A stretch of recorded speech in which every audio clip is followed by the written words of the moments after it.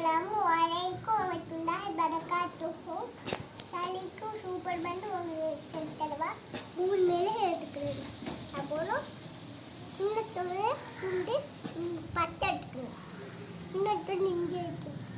இந்த வல்லாம் போட்டு தட்டில பருப்பு பச்சை அப்புறம் வல்லாம் இது தட்டன் வல்லாம் தட்டிட்டு எடுத்துட்டு டேன் ஊற்றிட்டு நீங்களும் பிள்ளைகளுக்கு சங்கில் ஒட்டிக்கணும். நீங்களும் குடிக்கலாம். வல்லா சளினா போயிடும். ஜஹரா கிக்கி